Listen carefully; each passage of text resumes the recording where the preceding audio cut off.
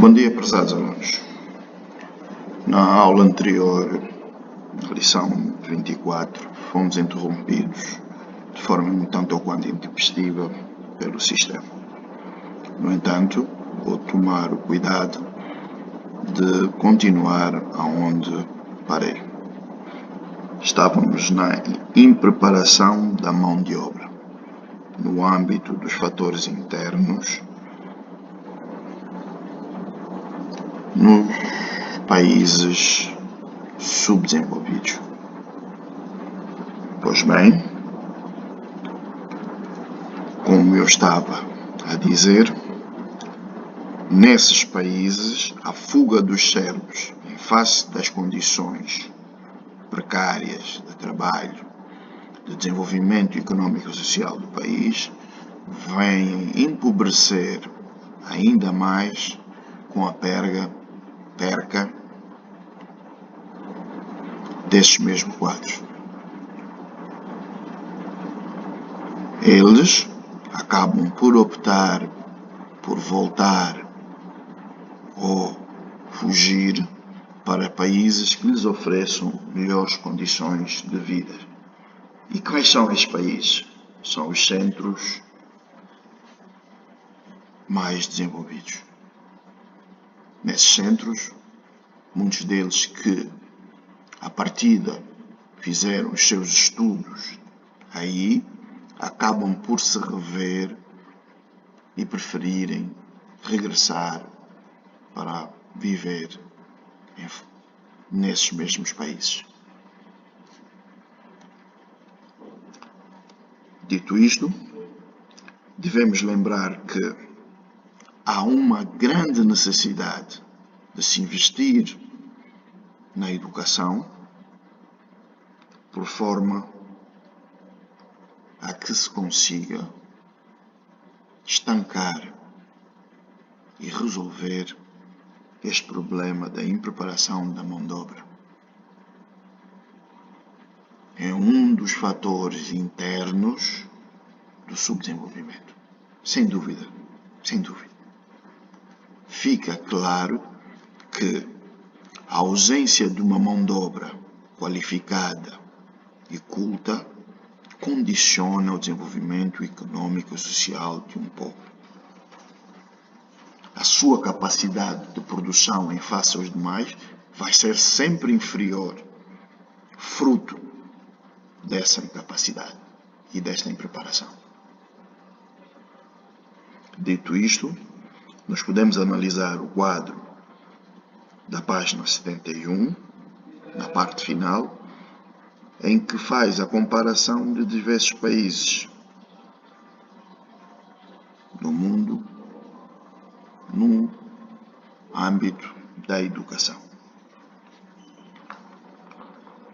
Vamos também dar atenção ao texto do relatório do Banco Mundial de 1993, da página 72, que faz uma análise com relação ao desenvolvimento de diversos países, no caso o Mali e outros países africanos. Vamos também agora dar início ao quarto elemento dos fatores internos, no caso a explosão demográfica, resulta da melhoria dos cuidados médicos e sanitários, do combate a epidemias, que há como grande consequência a redução da taxa da mortalidade infantil. A explosão demográfica é um grave problema na maioria dos países subdesenvolvidos, uma vez que a população cresce a um ritmo superior à produção, não permitindo a alimentação de todos. Vários países, sobretudo na Ásia, tentam solucionar através de medidas de planeamento familiar. Como também é do vosso conhecimento, o governo chinês instituiu a lei e a política de um filho por família, até pouco tempo, tendo agora, devido ao boom econômico da China e a política expansão mundial da China, e quando eu falo aqui em política expansão, os acordos e os tratados assinados econômicos e sociais com países subdesenvolvidos implicou a movimentação de uma quantidade de chineses da China para esses países. É sabido que esses chineses já não vão regressar. Não estamos a falar de quadros, estamos a falar de mão de obra chinesa que sai da China para executar trabalhos em países subdesenvolvidos com a desculpa de que vão vir ajudar, mas cujo o indicador retorno está excluído para essas pessoas. Primeiro, porque é uma liberdade, é a possibilidade de viver livres, sem o peso do regime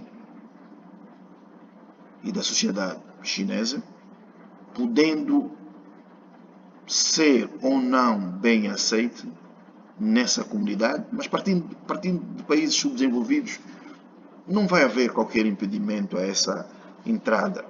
Os países subdesenvolvidos, a partida, estão muito dependentes da ajuda exterior e acabam por ter que aceitar as condições dos empréstimos e das doações que são feitas pelos países desenvolvidos. Isso é uma situação recorrente da tal dependência e interdependência dos países subdesenvolvidos. Aqui os fatores demográficos, ou a explosão demográfica. Muitos desses países, devido às epidemias e às pandemias, acaba sempre a população ressentir logo a entrada de mais ou menos população vinda da China. Não teve qualquer influência, a não ser na própria China, que com isso ganhou espaço interno, hoje permitindo a que cada casal chinês tenha pelo menos o segundo filho. Valores culturais e religiosos funcionam frequentemente como obstáculos à adoção de medidas de limitação de natalidade indispensáveis para poder alcançar um aumento do nível de vida das populações. Creio ser de vosso conhecimento que o facto de se ter muitos filhos não nos faz de nós uns homens ricos. Antes, pelo contrário, há um empobrecimento em face do aumento do número de elementos familiares. Pelo menos olhando para as economias desenvolvidas e países desenvolvidos, nós notamos que a média dos casais são 2 filhos. Em alguns casos mesmo chega a ser de 1 filho. Não porque há uma imposição do Estado, mas sim porque as próprias famílias, no âmbito da poupança e do entesouramento, acabam por optar por limitar o número de filhos, a fim de dar a este todo o conforto e toda a estabilidade econômica e social para o seu crescimento.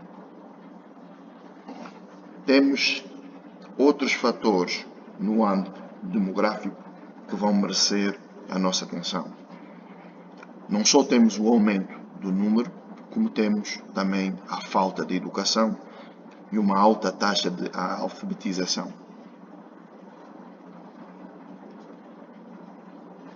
Tem-se os governos de países subdesenvolvidos, numa tentativa de reverter os números, alguns têm apostado muito na alfabetização do seu povo, como meio de tentarmos atingir e reduzir a impreparação da mão de obra. Na página 73, vamos ter 2 textos, um com relação à taxa de alfabetização, outro com relação às mulheres e o mercado de trabalho. Vamos analisar agora o 5º elemento dos fatores internos, a estrutura agrária desequilibrada. A estrutura agrária desequilibrada traduz-se na distribuição muito desigual das terras, com grandes latifúndios no meio de um pequeno número de proprietários, frequentemente empresas estrangeiras, que praticam uma cultura extensiva virada para a exportação. As pequenas parcelas de terreno disponíveis para a maioria da população propiciam apenas a possibilidade de uma agricultura de subsistência manifestamente insuficiente. Este é o quadro normal nos países subdesenvolvidos. Não há muito o que se dizer aqui, mas sim a constatação de um facto que é notório e visível para todos com relação ao poder das empresas estrangeiras face à economia de subsistência familiar. Não tem como. Hoje em dia, alguns países, em face do seu poderio financeiro, acabam por escolher países subdesenvolvidos para fazer um investimento na agricultura, visando não a produção interna, mas sim a exportação dos produtos para o seu país. Há casos que nenhum produto produzido interno naquele país acaba por ser consumido naquele país. Está-se a fazer uma produção direcionada a um determinado mercado.